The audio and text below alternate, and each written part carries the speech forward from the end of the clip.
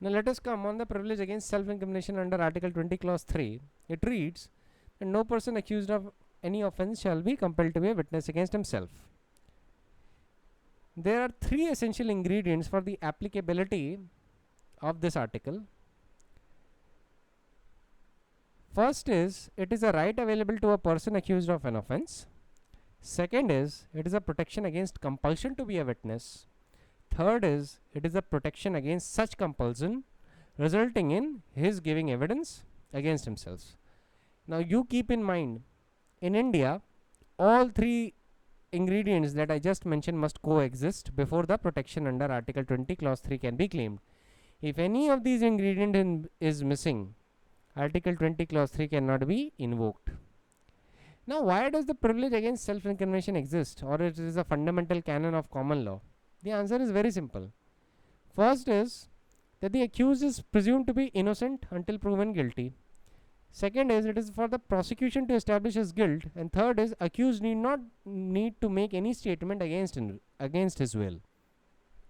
These propositions come from the canon of criminal jurisprudence. Okay? And the idea is that if compulsory examination of the accused were to be permitted, then force and torture may be used against him to entrap him into fatal contradictions. The privilege against self-incrimination thus is for the purpose of maintenance of human privacy and observance of civilized standards in enforcement of criminal justice. अब देखिए United states के constitution में भी ये protection available है in its fifth amendment. ठीक है, fifth amendment of the US constitution also provide for this protection.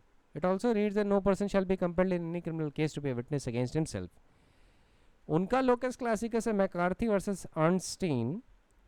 Citation is 266 United States page number 34, जहाँ पे उनके सुप्रीम कोर्ट ने प्रिविलेज अगेंस्ट सेल्फ इंक्रिमिनेशन को इतना वाइडली इंटरप्रेट किया है कि वो विटनेस पे भी अप्लाई करता है, पार्टीज पे भी अप्लाई करता है, चाहे सिविल प्रोसीडिंग हो चाहे क्रिमिनल प्रोसीडिंग हो. वो डॉक्यूमेंट्री एविडेंस भी कवर करता है, ओरल एविडेंस भी कवर करता है, और हर उस डिस्क्लोजर को कवर करता है जो सपोर्ट करता है क्रिमिनल कन्विक्शन को. In fact it even covers within its ambit a link in the chain of evidence which is needed for conviction. Britain में ये privilege against self incrimination is based on the judicial policy of encouraging persons to come forward with evidence in the courts of justice. अब ये common law से वहाँ पे आता है. ठीक है, वहाँ पे it is a fundamental principle of common law कि a person accused of an offence shall not be compelled to discover documents और ऑब्जेक्ट्स विच इनक्रिमिनेट्स हिमसेल्फ. ठीक है, वहाँ पे वो कॉमन लॉ का पार्ट है. अब वापस इंडिया पे आते हैं कि देखिए आपको इतना तो समझ में आ ही गया होगा कि ओरल टेस्टिमनी तो कवर होती है आर्टिकल 20 के क्लॉज 3 में, पर क्या उनके अलावा भी और भी एविडेंस उसमें आता है. आप देखिए इसमें जुडिशियल व्यू काफ़ी फ्लक्चुएट किया है. पहला केस इसमें मैं बताता हूँ, MP Sharma versus Satish Chandra. Citation is AIR 1954 supreme court page number 300. यहाँ पे सुप्रीम कोर्ट ने बड़ा वाइडली कंस्ट्रू किया था और बोला था कि लिटरल इंटरप्रिटेशन नहीं करना है आर्टिकल 20 क्लॉज 3 का. उनके हिसाब से a person can be a witness not merely by giving oral evidence but by also producing documents और making intelligible gestures as in case of a dumb witness. The phrase to be a witness in Article 20 Clause 3 meant nothing more than to furnish evidence, and this could be done through lips or by production of a thing or a document or in any other mode. Every positive volitional act which furnishes evidence is testimony, and the testimonial compulsion connotes coercion which procures the positive volitional evidentiary acts of a person as opposed to negative attitude of silence or submission on this part. तो basically supreme court के हिसाब से wide interpretation article 20 के clause 3 को देना चाहिए, और जो फ्रेज है टू बी अ विटनेस, इसका सीधा सा मतलब है टू फर्निश एविडेंस, और वो लिप से भी दिया जा सकता है, मतलब ओरल, वो जेस्चर से भी दिया जा सकता है, वो प्रोडक्शन ऑफ अ डॉक्यूमेंट और थिंग के भी थ्रू दिया जा सकता है. तो ब्रॉड इंटरप्रिटेशन किया कि इसमें ओरल टेस्टिमनी ही नहीं, रिटन टेस्टिमनी भी आती है, और it also covers production of a thing और production of an evidence by other modes. ठीक है, अब इस पोजीशन को रिकंसिडर किया गया था 11 जजेस बेंच के द्वारा in the judgment of state of Bombay versus Kathi Kalu ओगड़. अब यहाँ पे सुप्रीम कोर्ट के सामने सवाल ये था कि क्या आर्टिकल 20 क्लॉज 3 का वायलेशन होता है जब अक्यूज को डायरेक्ट किया जाता है to give his specific handwriting और सिग्नेचर और the impression of his palms and fingers. अब answer of this question depended on the interpretation of the words to be a witness. इन शब्दों के इंटरप्रिटेशन पर डिपेंड करता था. Supreme court ने इस केस में रूल किया कि article 20 clause 3 is not violated in these situations जहाँ पे किसी से हैंड राइटिंग, पाम इम्प्रेशंस या फिंगर इम्प्रेशंस लिए जाते हैं. Court stated that self incrimination must mean conveying information based on personal knowledge of the person giving information and covers only personal testimony which must depend on his volition.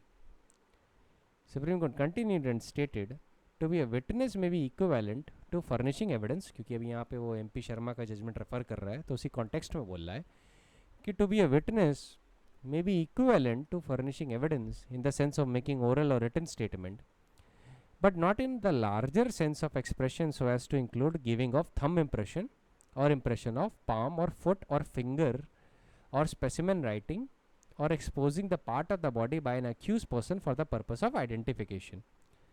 तो court ने emphasise किया कि on one hand that it is necessary to protect an accused person against being compelled to incriminate himself, but on the other hand the agents of law and the agencies of law and the law courts जिनकी legitimate power है for bringing offenders to justice उनको भी साथ में balance करना है. So Supreme Court emphasized that on one side we need to protect the accused against being compelled to incriminate himself, and on the other side we need to balance the power of the court and the agencies of law with the power of bringing offenders to justice. Court stated that regarding the production of documents in the possession of the accused, if it is the document which is not his statement conveying his personal knowledge relating to the charge against him, he may be called upon by the court to produce the document. ये था opinion supreme court का काठी कालू ओगड़ में. अब आपको एक चीज़ बता दूं, काठी कालू ओगड़ के केस में section 73 of the Indian evidence act और section 5 and 6 of the identification of the prisoners act की कॉन्स्टिट्यूशनैलिटी जज की गई थी और सुप्रीम कोर्ट ने बड़ा कैटेगोरिकली बोल दिया था कि वो दोनों प्रोविज़न कॉन्स्टिट्यूशनल है. इस केस में MP शर्मा वर्सेस सतीश चंद्रा का ब्रॉड इंटरप्रिटेशन जो था आर्टिकल 20 के क्लॉज 3 का उसको रिकंसिडर किया था. अब काठी कालू ओगड़ के मेजॉरिटी जजमेंट का ओपिनियन पढ़ देता हूँ. ध्यान रखिए माइनॉरिटी नहीं, वो मेजॉरिटी का जजमेंट के हिसाब से सुप्रीम कोर्ट का ओपिनियन डिसाइड होता है. तो supreme court in context of article 20 clause 3 ruled that the guarantee under Article 20 Clause 3 includes not only oral testimony given in court or out of court, but also statements in writing which incriminate the maker when figuring as an accused in person. The words to be a witness in Article 20 Clause 3 do not include giving of thumb impression or the impression of palm, foot, finger, or specimen writing or exposing a part of the body by the accused person for the purpose of identification. Self-incrimination means conveying information based on personal knowledge of the given fact and does not include mere mechanical process of producing document in the court which does not contain any statement of the accused based on his personal knowledge. In order to come within the prohibition of Article 20 Clause 3, the testimony must be such and of such a character that by itself it should have the tendency to incriminate the accused.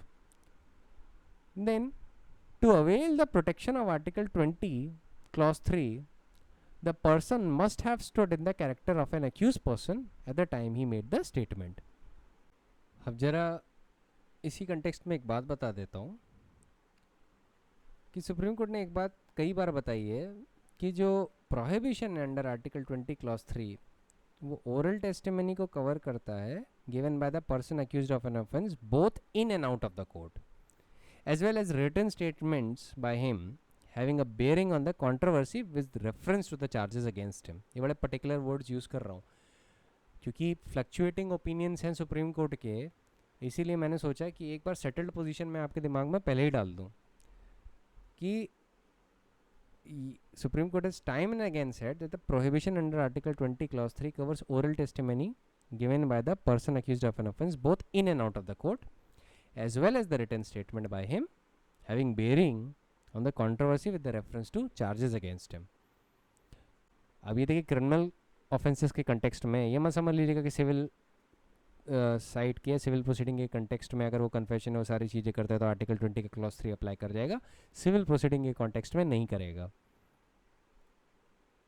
तो आपको बिल्कुल भी इस बात पे confusion नहीं होनी चाहिए कि documentary and oral testimony cover होती है.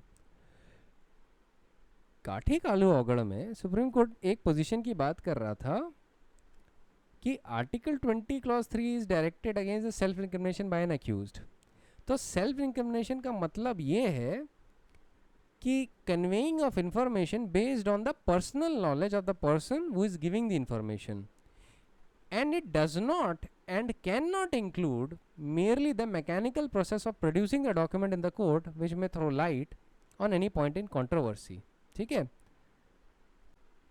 तो mechanical process of giving documents is not within the purview of article 20 clause 3. लेकिन अगर मान लीजिए accused से कोई उसका personal statement लिया जा रहा है या उसकी पर्सनल नॉलेज के बेस पे कोई रिटन डॉक्यूमेंट या उससे स्टेटमेंट लिया जा रहा है, देन आर्टिकल 20 का क्लॉज 3 अप्लाई कर जाएगा.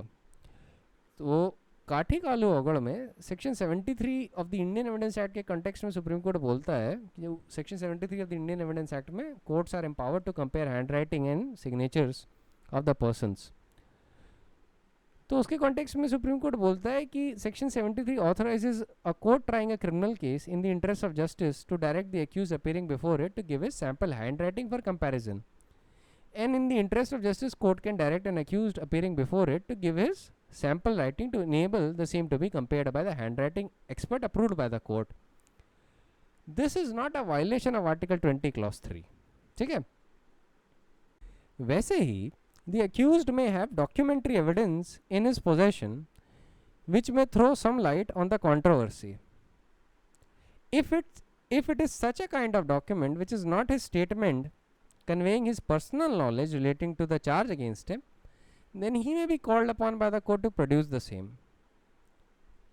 because it is not the statement of the accused person which can be said to be the nature of personal testimony.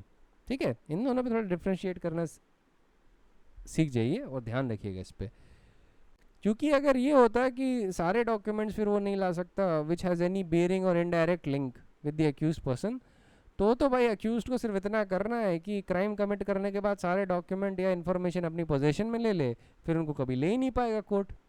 ऐसा interpretation of article 20 clause 3 would destroy justice. That is why supreme court balanced it. ठीक है, that is saying sauce the law with justice. वैसे एक और चीज़ ध्यान रखिए, अब काठी कालू और से हट रहे हैं कि अगर मान लीजिए accused is compelled to stand up and show his face for the purpose of identification, या टीआईपी परेड हो रही है, तो क्या ये आर्टिकल 20 के क्लॉज 3 का वायलेशन है? No, because it does not amount to giving testimony as the physical facts which speak for themselves are noticed by themselves as well. वहाँ पे अक्यूज कोई टेस्टिमनी नहीं देता है, वहाँ पे फिजिकल फैक्ट खुद से आते हैं. ठीक है, when you identify an accused person, let us suppose you are the victim and you identify the accused person, तो क्या अक्यूज पर्सन थोड़ी ना वहाँ पे कोई टेस्टिमनी दे रहा है ना.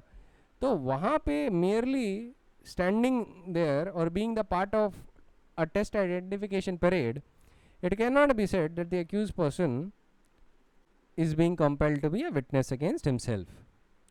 वैसे ही जब मान लीजिए आप अक्यूज को डॉक्टर के पास ले जाएं for medical examination to determine whether he was intoxicated और नॉट, और डॉक्टर अपना एग्जामिनेशन कंडक्ट करे after examining the body of the accused person, तो क्या ये आर्टिकल 20 क्लॉज 3 का वायलेशन है? No, it's not.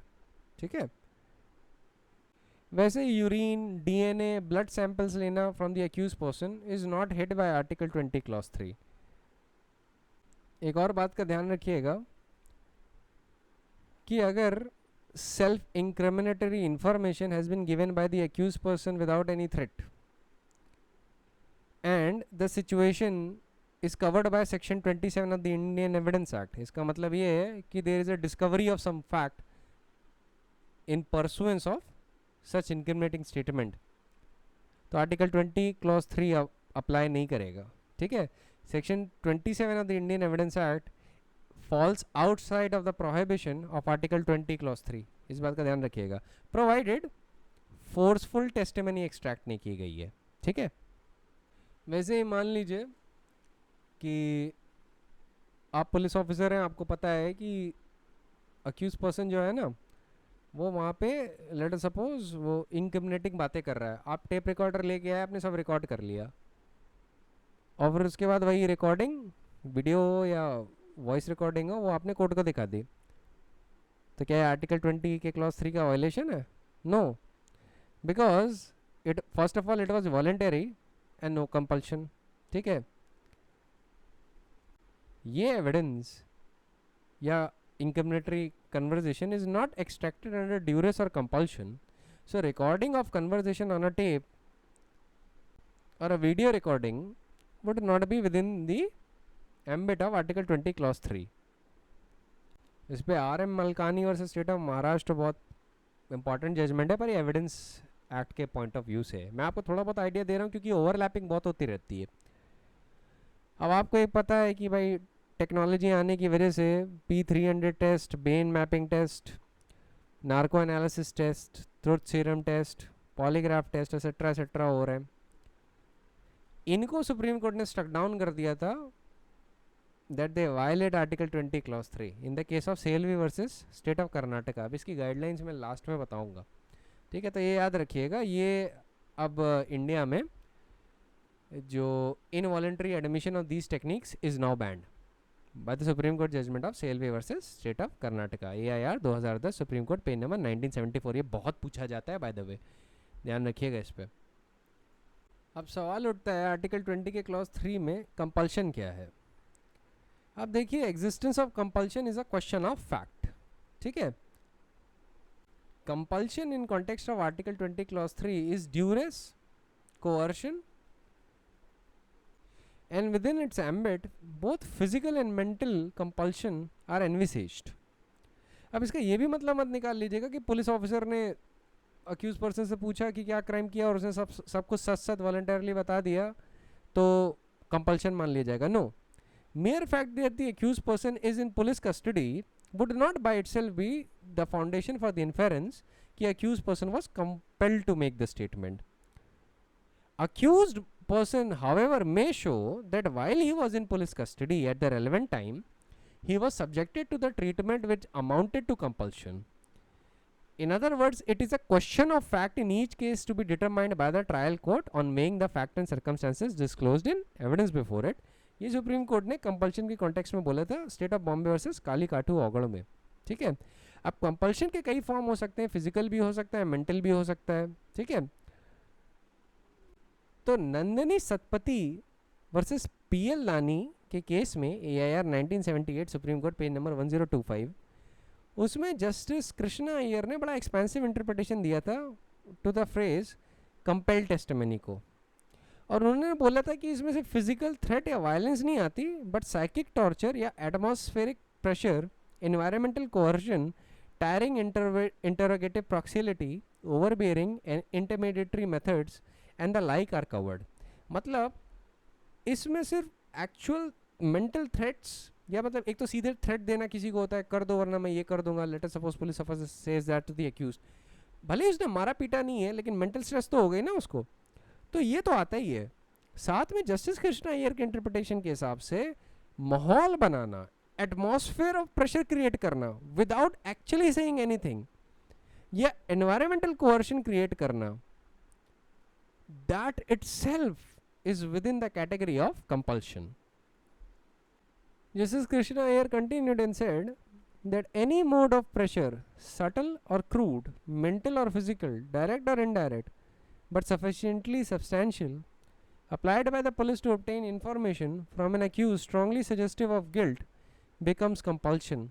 However, legal perils following upon a refusal to answer or to answer truthfully do not amount to compulsion within Article 20, Clause 3.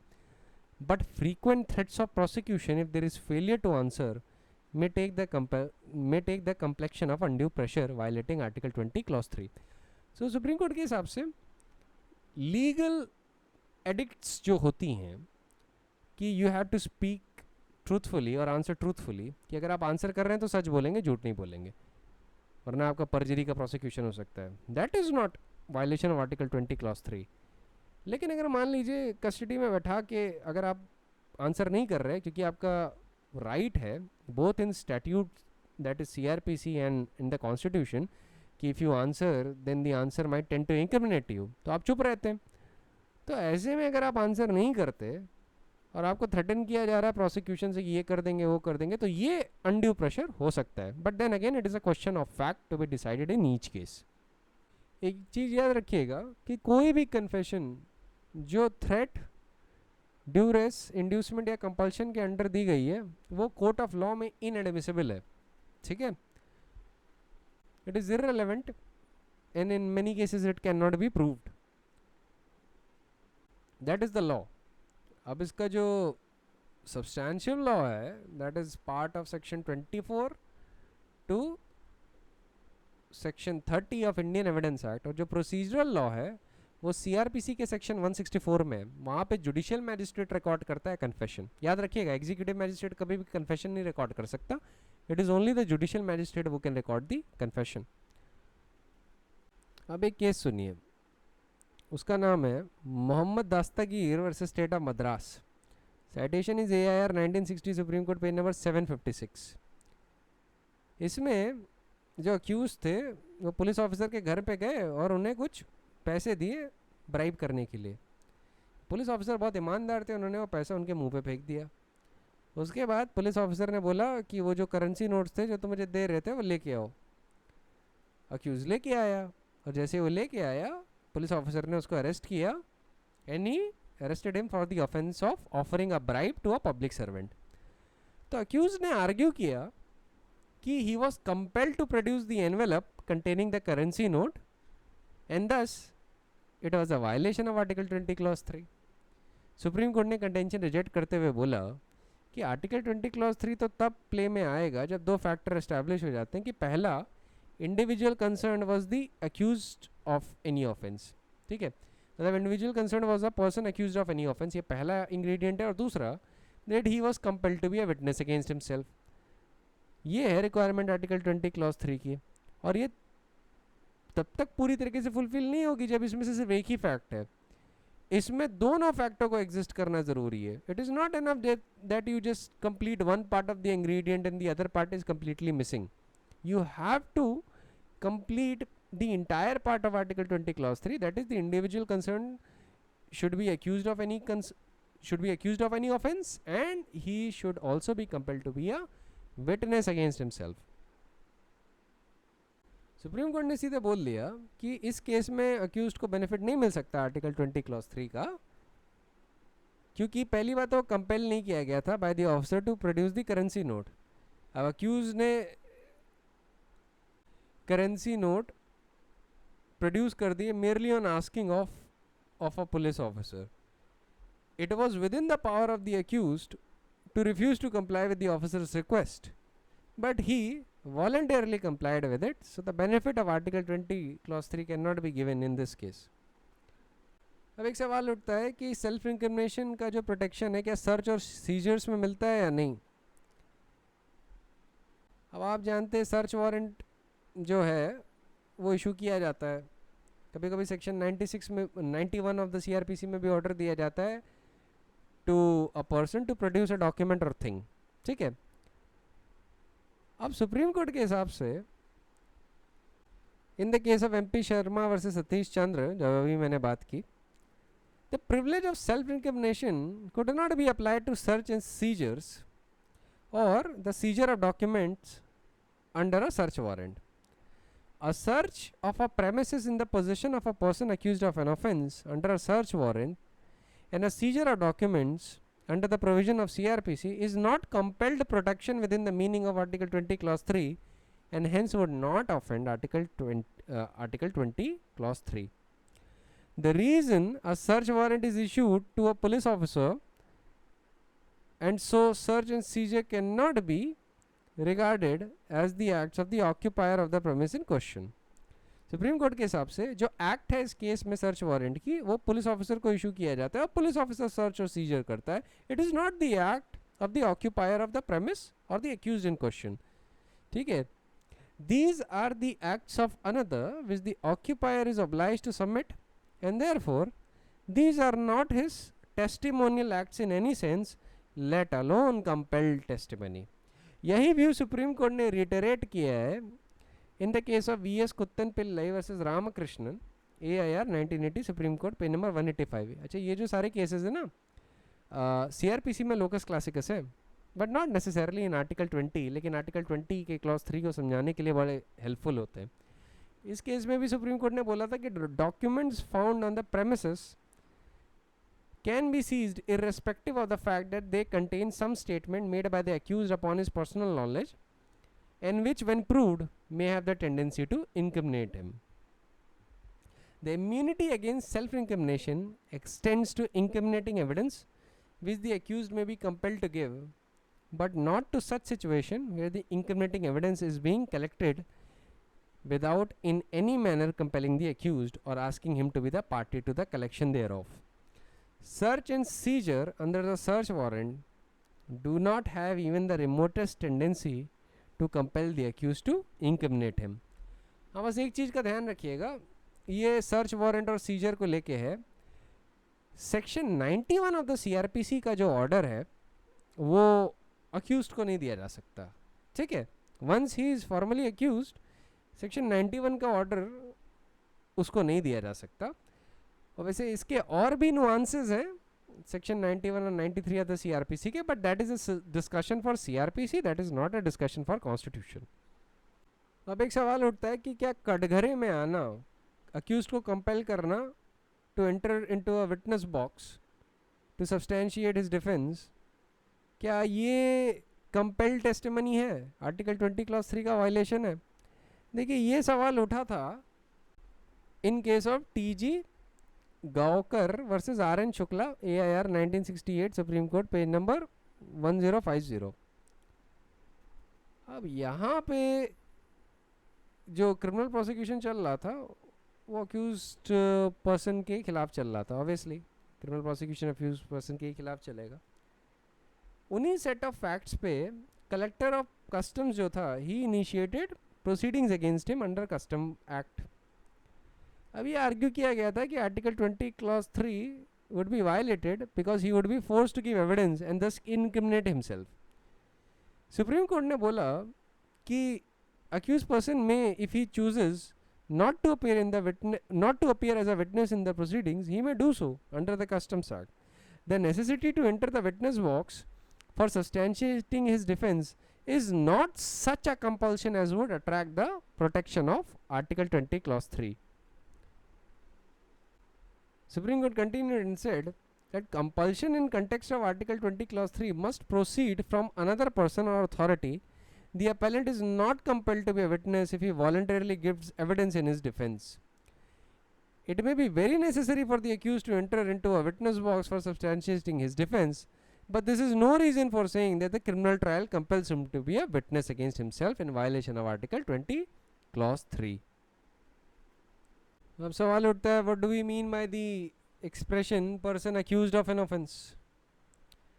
Supreme court ने in the case of Raja Narayan Lal versus Maneck Firoz Mistry में बोला था कि for invoking the constitutional right against the testimonial compulsion guaranteed under article 20 clause 3 it must appear that a formal accusation has been made against the party pleading the guarantee and that it relates to commission of an offence which in the normal course may result in prosecution. So when a person therefore claims a benefit of the privilege, the question has to be asked is whether he has been accused of any offense. a person cannot claim the privilege if at the time he made the statement he was not accused but became an accused thereof after. ठीक, ये supreme court ने बोला था इन राजा नारायण लाल में. यही view बाद में रिइटरेट भी हुआ state of Bombay versus Kali Kathu ओगड़ में कि अगर अक्यूज पर्सन ने कोई स्टेटमेंट दे दिया गया है, अक्यूज पर्सन ने कोई स्टेटमेंट दे दिया है और उस वक्त वो अक्यूज नहीं था पर बाद में वो अक्यूज बन जाता है. ठीक है, उस वक्त वो अक्यूज नहीं था when he gave the statement. ठीक है, but later he becomes an accused. Then in that situation he may not claim the privilege if at the time when he made the statement he was not an accused person but he later became an accused person. ये view रिइटरेट हुआ है state of Bombay versus Kathi Kalu ओगड़ में. ठीक है, अब सवाल उठता है कि अक्यूज्ड कब से कहलाएगा. क्या वो अक्यूज तब से कहलाएगा जब वो ट्रायल पे होगा या चार्ज फ्रेमिंग की स्टेज पे, किस स्टेज पे.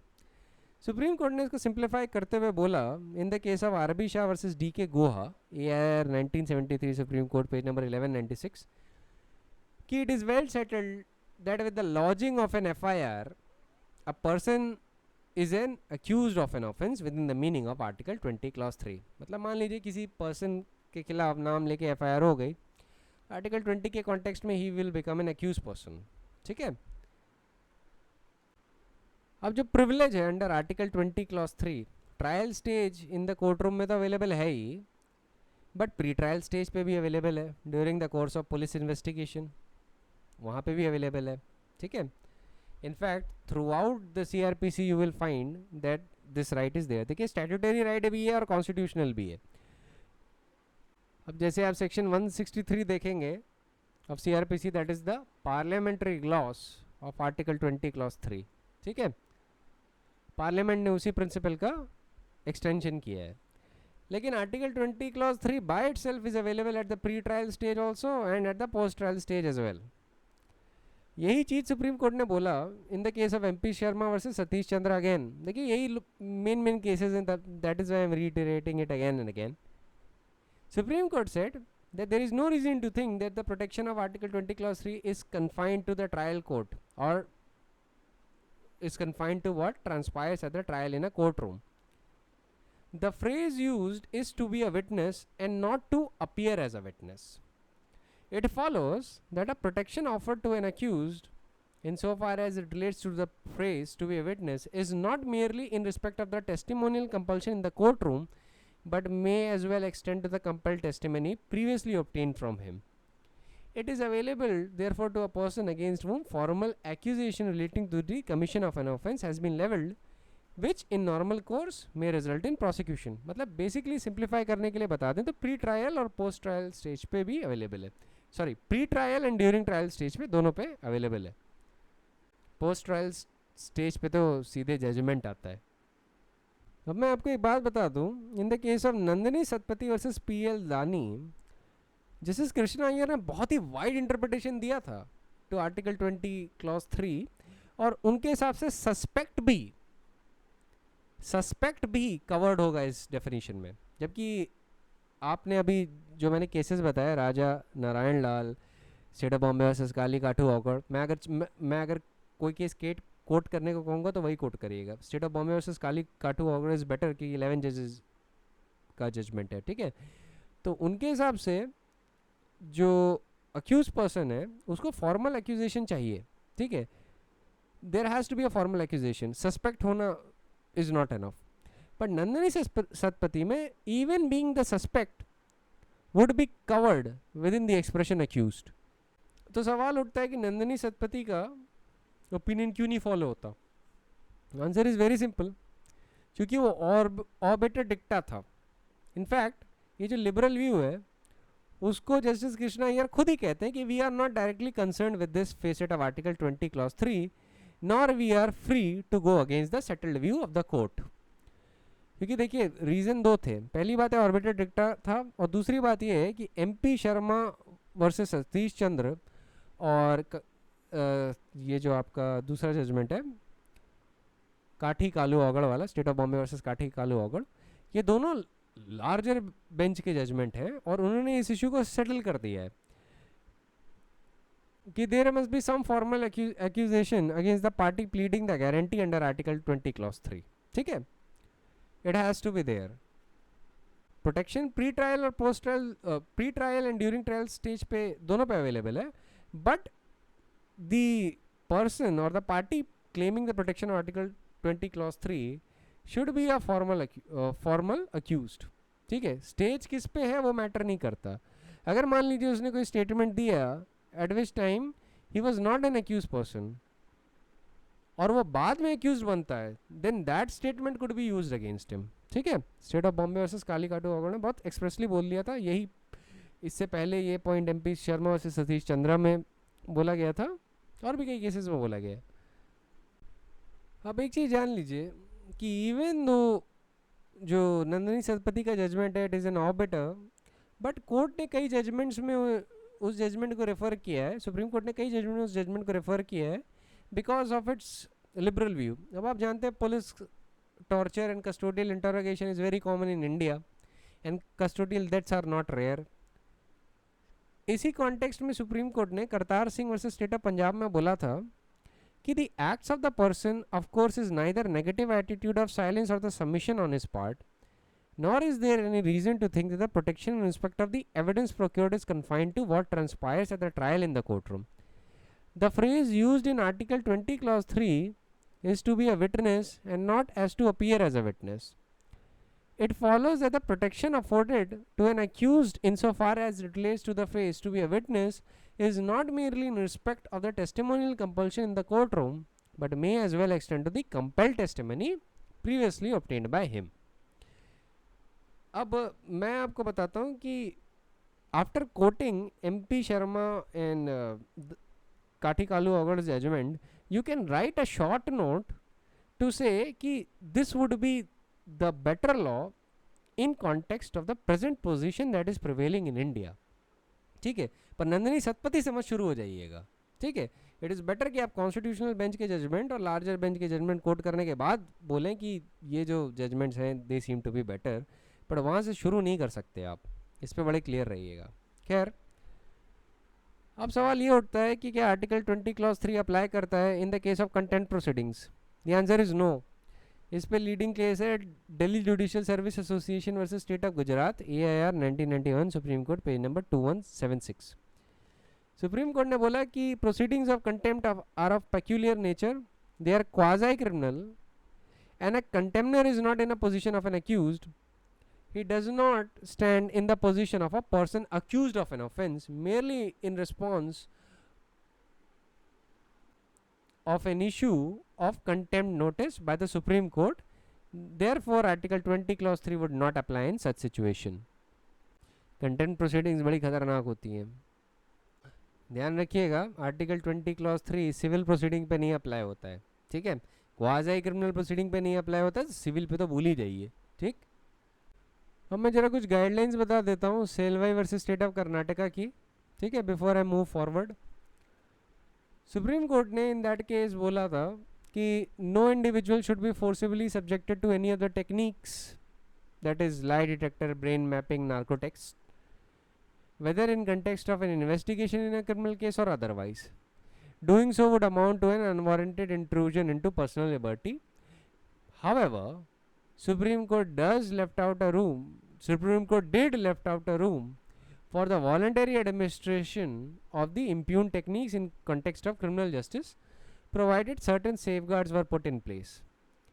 Now, Supreme Court said even when the subject has given consent to undergo any of these tests, the test result by themselves cannot be admitted as an evidence because the subject does not exercise conscious control over the responses during the administration of the test.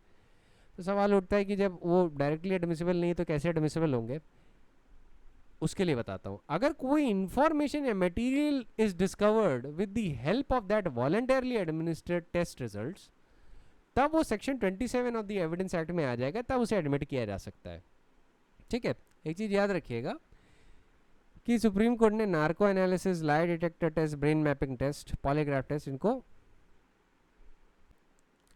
क्या कहते हैं, right to fair trial article 20 के clause 3 का violation माना है. ठीक है, और सुप्रीम कोर्ट ने बोला कि जब वॉलंटरी एडमिशन हो रहा होगा, कि मतलब जब कोई सब्जेक्ट खुद ही बोले कि नहीं मेरा करवा लो, उससे एविडेंस क्रिएट हो जाएगा, ठीक है।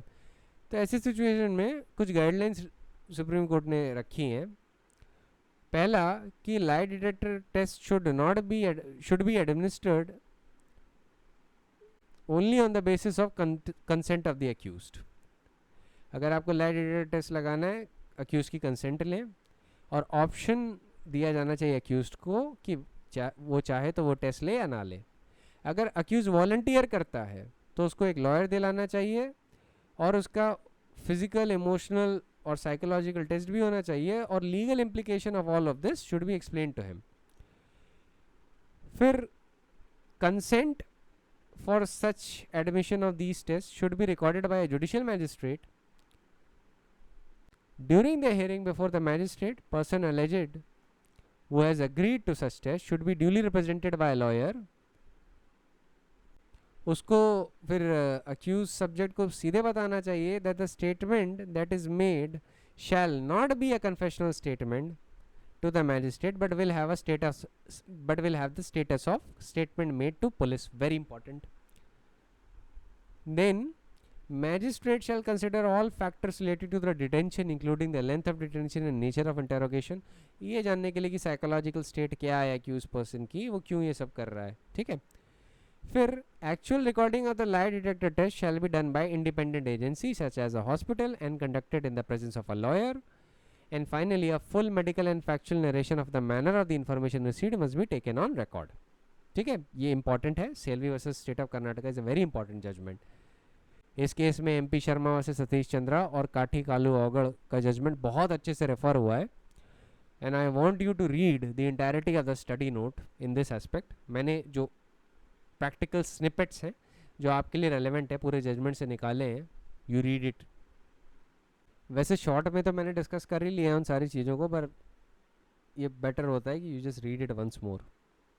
अब याद रखिएगा कि आर्टिकल 20 क्लॉज 3 एडमिनिस्ट्रेटिव इन्वेस्टिगेशन पे अप्लाई नहीं करता, ठीक है. Always remember that. इसका एग्जांपल लेता हूँ. केस है ऑगस्टी वर्सेस नारायणन. पूरा नाम है K Joseph Augusthi versus Narayanan, AIR 1964 supreme court, page number 1552. अब थोड़ा बैकग्राउंड जानिए. Section 45G of the banking companies act ये एनविसेज करता है कि after an order for winding up of a banking company has been made, जो ऑफिशियल लिक्विडेटर होता है, he has to submit a report that whether in his opinion any loss has been caused to the company by any act or omission of the directors amounting to fraud. And after consideration of the report, the High Court may publicly examine the director, promoter, auditors, etc. of the company regarding their conduct and dealing in relation to the affairs of company. अब जो इस case में appellant थे के Joseph ऑगस्टी, he challenged section 45G as unconstitutional because it violates article 20 clause 3. Supreme court ने कंसीड किया कि section 45G जो है, in that a person could be compelled to answer incriminating questions put to him by the High Court, and subsequently even the charges might be leveled against the directors. Nevertheless, that section is constitutional because it does not violate Article 20 Clause 3, because the privilege against self-incrimination would not apply as there was no formal accusation against the director at that stage. Administrating proceedings के level पे it will not be considered as formal accusation. Supreme court ने बोला कि the object of the inquiry in that provision is to collect evidence and decide whether any act or omission has caused loss to the company. If the result of the inquiry makes the court come to a conclusion that an act or omission did cause loss to company, then some action might be taken against the person examined. Thus, an accusation may or may not follow the inquiry, but there is no accusation at the time of inquiry. And the accusation of an offence is a condition precedent for the application of Article 20 Clause 3. Hence, this essential condition is lacking in cases covered by Section 45G of Banking Companies Act. Section 45G को लेके एक और case है, that is Popular Bank versus Madhav Nair, AIR 1965 Supreme Court, page number 654. इसमें ये बोला गया था कि article 20 clause 3 is not violated even when the liquidator accuses the directors of fraud in his report, and thereupon if the court decides to hold an inquiry under section 45G on the basis of official liquidator's report, because again it does not amount to an accusation. अब इस पे भी एक locus क्लासिकस एक और सुनिए. इस case का नाम है राजा नारायण लाल बंसीलाल वर्सेस मानिक फिरोज मिस्त्री. इस केस का नाम मैंने अभी थोड़ी देर पहले लिया है. अब मैं जरा इसके फैक्ट बताता हूँ एडमिनिस्ट्रेटिव प्रोसीडिंग से कॉन्टेक्स्ट में. Citation is AIR 1961 supreme court page number 29. अब इस केस में registrar in his report to the central government alleged that the business of the company was being carried on in fraud of the contributories. ठीक है. Government appointed an inspector to investigate into the affairs of company. He issued notice to the appellant to attend his office for being examined on oath in relation to the affairs of company. Appellant claimed the privilege against self-incrimination under Article 20 Clause 3 on the ground that the main object of the investigation was to discover whether he committed any offence or not. Supreme court ने बोला article 20 clause 3 यहाँ पे apply नहीं करता because inquiry was in substance was in affairs of the company concerned and the investigation carried on by inspector is no more than the work of the fact finding commission and at no stage is the accused person or an accuser or accusation is present against anyone regarding a fact that he or they have committed an offence. कि किसी भी stage of the inquiry पे कोई भी person formally accused नहीं है और ना उनके खिलाफ कोई फॉर्मल एक्यूजेशन है. सो एडमिनिस्ट्रेटिव प्रोसीडिंग है, भले ही वो एविडेंस कलेक्शन के लिए हो, जो इंक्वायरी है भले ही वो एविडेंस कलेक्शन के लिए हो कि ऑफेंस कमिट हुआ या नहीं, but still here is no formal accusation. हो सकता है क्राइम कमिट हुआ हो या हो सकता है ना कमिट हुआ हो. सुप्रीम कोर्ट फिर आगे बढ़ के कहता है कि the commission of the offences might be discovered as a result of the inquiry, then the government may institute criminal proceeding against the offending persons, but the fact that the prosecution may ultimately be launched would not retrospectively change the complexion of the proceedings held by the inspector. The registrar's report could hardly amount to an accusation against the appellants. वैसे ही Ramesh Chandra Mehta versus state of west Bengal में ये held किया गया था कि the proceedings held before the custom authorities under section 171A of sea custom act for the confiscation of goods and imposition of penalty do not fall within the purview article 20 clause 3. अब इस case में जो appellant थे उनकी Calcutta airport पे searching हुई. अब इनके पास करेंसी, पर्ल्स, ज्वेलरी खूब सारे मिले इनके पर्सन में, मतलब जेबों में और इनके बैगेज में. He was charged under sea custom act. During his trial the prosecution placed reliance on his confessional statement made by him before the custom authorities. accused persons ने आर्ग्यू किया कि that was inadmissible in evidence because of article 20 clause 3. Supreme court ने वो argument reject कर दिया और बोला कि the guarantee under article 20 clause 3 is against the testimonial compulsion contained in the constitution. यहाँ पे भी the officer is holding an inquiry with a view to adjudge confiscation of goods dutiable or prohibited and imposing penalties.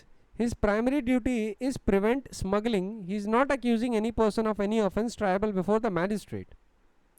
Again, administrative proceedings थी, inquiry proceedings थी, there was no formal accusation, hence it was not within the purview of article 20 clause 3. यही view point custom authorities को लेके और NDPS act को लेके reiterate किया गया है कई बार by the supreme court judgement. वैसे there is this case of Ilyas versus collector of customs. इसमें सुप्रीम कोर्ट ने बोला था custom officers are not police officers and any statement recorded by them under section 107 and 108 of the custom act is not inadmissible in evidence. अब यहाँ पे थोड़ा जो डिस्कशन है थोड़ा एविडेंस की तरफ जाने लगेगा तो अब मैं यहीं रोक दूंगा. ठीक है. नेक्स्ट केस जो है वो है Poolpandi versus superintendent central excise. इसमें सुप्रीम कोर्ट ने आंसर किया इस क्वेश्चन को कि suppose there is a situation या फॉरेन एक्सचेंज एक्ट में और कस्टम एक्ट में where there exists a possibility of the person under interrogation being prosecuted as an accused, then would he be entitled to an assistance of a lawyer during the questioning, because to deny him the right of a lawyer would be violative of article 20 clause 3. ये issue उठा था supreme court में इस case में. Supreme court ने बोला कि self incrimination की गारंटी, मतलब guarantee against self incrimination, the guarantee against self incrimination can be claimed only by the person who is accused of an offence at the time and is compelled to make the incriminating statement. It does not refer to hypothetical person who may in future be discovered to have been guilty of some offence.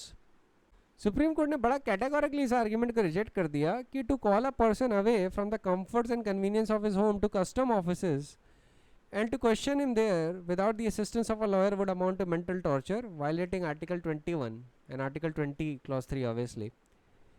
Supreme court ने economic offences पे थोड़ा strict view दिखाते हुए बोला कि the purpose of inquiry under the custom act and the similar statutes will be completely be frustrated if the whims of the person in possession of the useful information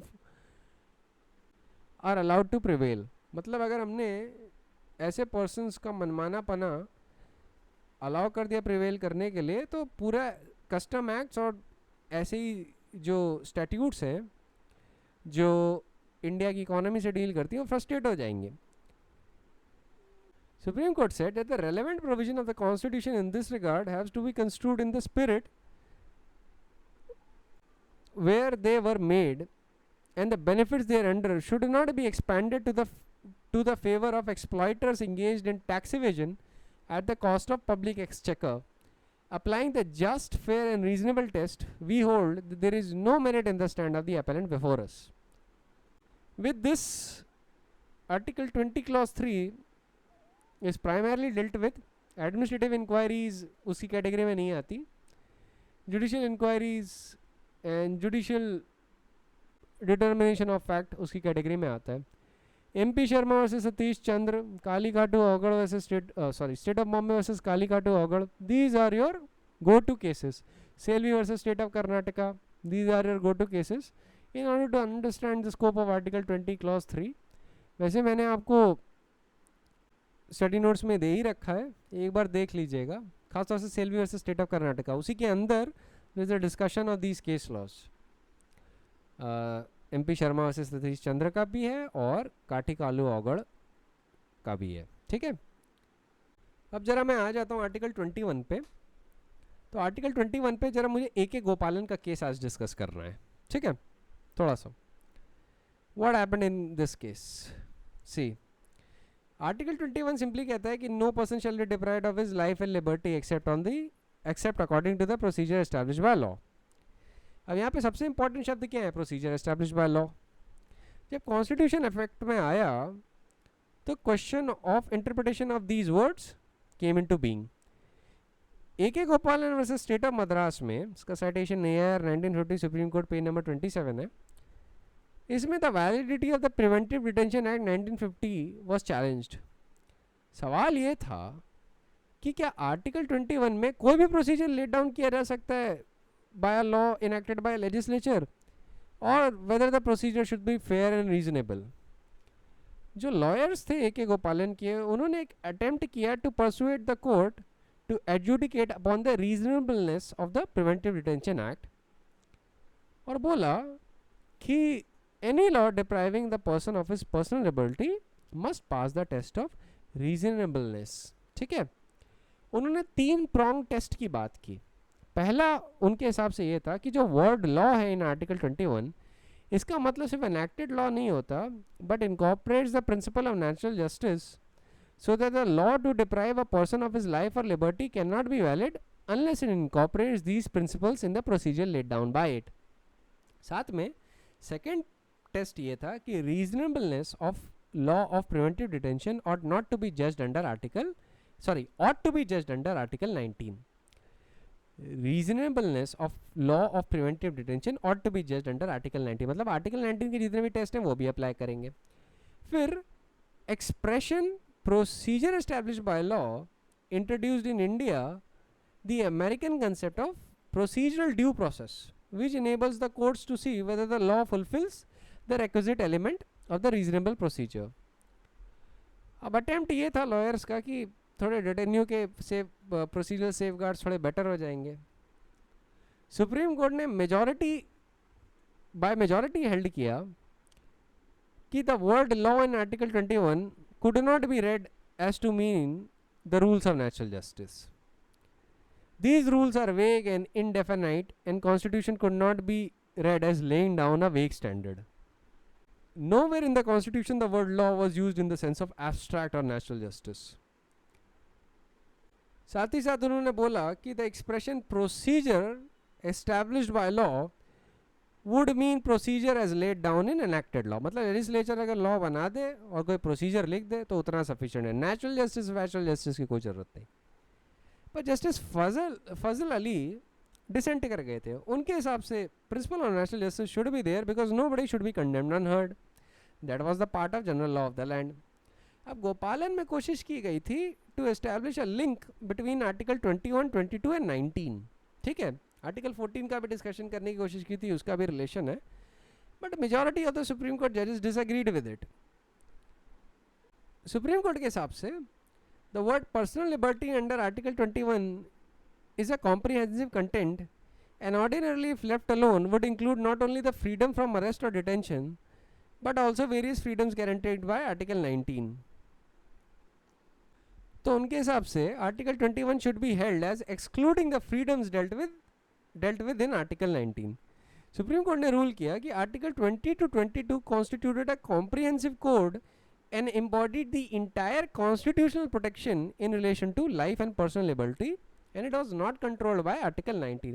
उनका basically कहना था article 19 का कोई relation नहीं है इससे. तो effect ये है कि a law depriving personal liberty had to conform with article 20 to 22 and not with article 19. ठीक है, which covered a separate and distinct ground.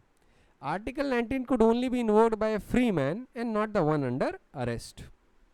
तो बेसिकली इफेक्ट ये हो रहा था कि गोपालन में जो जुडिशियल अप्रोच थी वो सिंपली ये थी कि as long as there was an enacted law, a law enacted by legislature which prescribed a procedure and it conformed to article 22, then there is no need for anything else. There is no need of article 19 etc.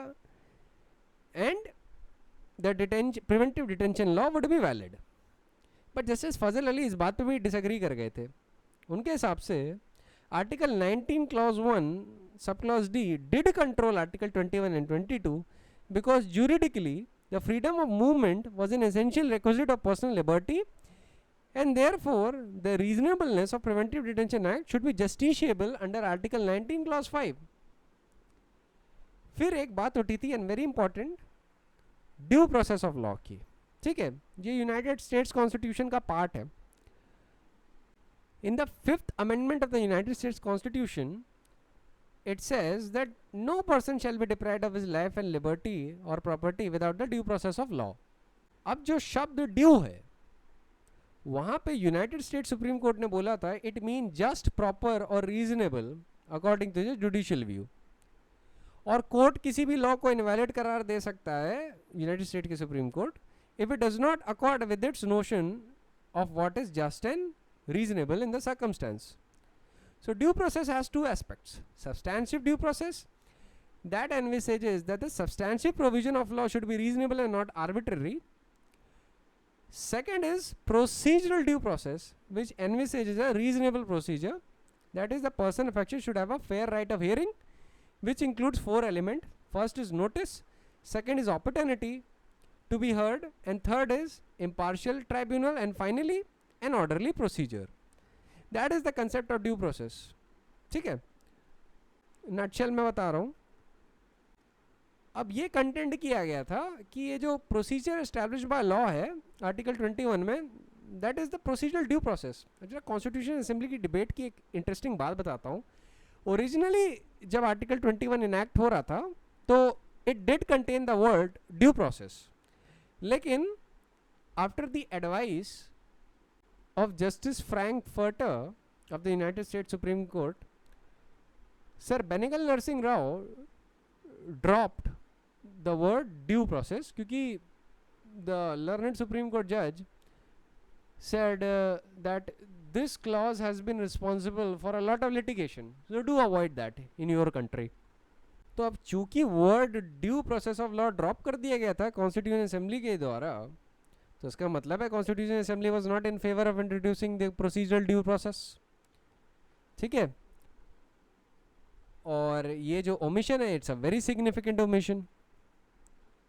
Primary reasons ये भी थे कि जो United States की judicial decisions थे उन्होंने बहुत complications create कर रखी थी on the doctrine of police power to restrict the ambit of due process, doctrine of governmental power to regulate private rights in public interest. तो ये था कि अगर यही doctrine of due process import करेंगे तो फिर ये केस लॉस का भी एप्लीकेशन होगा, और तो doctrine of police power might also have to be imported. तो यहाँ इंडिया में सिचुएशन बड़ी ख़राब हो जाएगी. जस्टिस फजल अली इस बात पे भी डिसएग्री कर गए थे. उन्होंने बोला कि देखिए ये जो प्रोसीजर एस्टैब्लिश बाय लॉ है ना, ये इम्प्लाई करता है procedural due process, meaning that no person should be condemned unheard, a principle well recognized in all modern civilized legal systems. अभी ध्यान रखिएगा, justice Fazal Ali is now will be vindicated in future. अभी Maneka Gandhi versus union of India आने दीजिए, ठीक है. खैर अभी ये जानिए कि गोपालन में क्या हुआ था. तो basically all and all according to the Supreme Court in A.K. Gopalan case, A.K. Gopalan versus State of Madras, the expression procedure established by law meant procedure as laid down by an enacted law by the legislature and nothing more. चाहे वो कुछ भी हो, reasonable, unreasonable, doesn't matter, natural justice हो ना हो, doesn't matter, legislature ने enact किया हो procedure. मतलब a person could be deprived of his life or personal liberty in accordance with the procedure laid down with this relevant law, and all it needs is these things. पहला there must be a law, second there must be a procedure, or third is executive should follow that procedure while depriving the person of his life and personal liberty. अब law reasonable है, just है, natural justice incorporate करता है, that is irrelevant. That was the majority decision in A.K. Gopalan versus State of Madras. बहुत criticize किया गया था इसको. It was a purely literal construction and interpretation of the constitution. Keep in mind this view that was held in A.K. Gopalan, that held the field for almost 3 decades, 1950 से 1978 तक. तो उस time के लिए that literal interpretation was the law of the land, but it was not a good law. क्योंकि गोपालन का interpretation माने तो आर्टिकल 21 प्रोवाइडेड नो प्रोटेक्शन और immunity against the competent legislative action. Article 21 in fact gave a blank check, carte blanche as you may call it, to a legislature to enact a law to provide for the arrest of a person without much procedural safeguard. And judiciary itself gave the final say to the legislature to determine what was going to be the procedure to curtail the personal liberty of the person in a given situation and what procedural safeguards would he enjoy. तो article 21 practically became important, कोई use ही नहीं था उसका, क्योंकि legislature को भाई fundamental rights आप किसके खिलाफ क्लेम करते हैं? स्टेट के खिलाफ. स्टेट में लेजिस्लेचर आता है, लेजिस्लेचर को लगता है अच्छा लाइफ और पर्सनल लिबर्टी लेनी है, I just have to enact a law and lay down a procedure and executive should follow that procedure, that's all. तुरंत कर देते हैं, तुरंत कर भी दिए. The practically effect of that judgment was that Article 21 was rendered impotent and judiciary gave the final say to the legislature in this department. इसीलिए जब आप उस टाइम के जजमेंट्स देखते हैं ना अराउंड 1950 से टू 1978, प्रिवेंटिव डिटेंशन लॉ में, not 1978 till 1977, preventive detention law में आप देखेंगे judiciary is constantly ruling in the favour of the government when it came to the area of preventive detention. अब कुछ रेयर केसेस थे जहाँ पे it struck down the preventive detention, but mostly what it did, it ruled in the favor of government, and that is because of this judgment A.K. Gopalan versus State of Madras. It was only in the bank nationalization case, that is R.C. Cooper versus Union of India, जहाँ पे ये approach थोड़ी soft की गई थी, ठीक है, लेकिन completely क्या कहते हैं ये rigid judicial view destroy नहीं हुआ था. इसका जो ट्रांसफॉर्मेशन आता है वो एग्जैक्टली आएगा in the case of Maneka Gandhi versus union of India, ठीक है। तो आज के लिए मैं गोपालन पे ही रोक देता हूँ। गोपालन पे ध्यान दीजिएगा, गोपालन के बारे में मैंने क्या क्या चीज़ें बताई हैं। It's very important. Article 21 contains plethora of fundamental rights within itself, privacy, your right to shelter, life, पता नहीं क्या क्या, ठीक है। तो याद रखिएगा ये जुडिशल क्रिएटिविटी का एकदम प्राइम एग्जाम्पल है। The power of the court to interpret the constitution, the power of the court to lay down right and enforce them. Article 21 से बेस्ट एग्जाम्पल्स का कोई नहीं हो सकता। लेकिन आपको पास्ट जानना बहुत ज़रूरी है क्योंकि इस पे सवाल आता है, तो पास्ट पे फोकस भी करिएगा, ठीक है। 21 में तो बाकी मेन का बताएंगे, नॉलेज वाली बात ही है उसकी, लेकिन गोपालन पे भी फोकस करिएगा कि गोपालन में क्या प्रैक्टिकली हेल्ड हुआ था। क्योंकि कई बार एग्जामिनर आपसे बोल देता है you have to compare AK Gopalan with Maneka Gandhi की, what was the demand in that. तो मैंने आपको दोनों बता दिया। ये जरूर याद रखिएगा जो मेन चीज गोपालन में हेल्ड हुई थी कि there must be a law, it should lay down a procedure, it has nothing to do with natural justice और any of the abstract concept, और the executive should follow this procedure while depriving the person of his life and personal liberty, ठीक है। ये main है। बाकी जो मैंने justice Fazal Ali का डिसेंटिंग पार्ट बताया वो भी इंपॉर्टेंट है, अगर टाइम मिले तो कभी लिख दीजिएगा, पर ज़रूरी नहीं है। आप लास्ट ही में ये सीधे लिख सकते हैं कि जैसे Fazal Ali dissented with the majority judgement and wanted to see the American due process be incorporated in Article 21। याद रखिएगा AK गोपालन में अमेरिकन ड्यू प्रोसेस की डॉक्ट्रिन को रिजेक्ट किया गया था, रीजंस भी मैं अभी आपको बता चुका हूँ क्यों, ठीक है। AK गोपालन के हिसाब से article 21 does not envisages substantial और प्रोसीजरल ड्यू प्रोसेस, ठीक। So that is it for today. I will see you in the next lecture.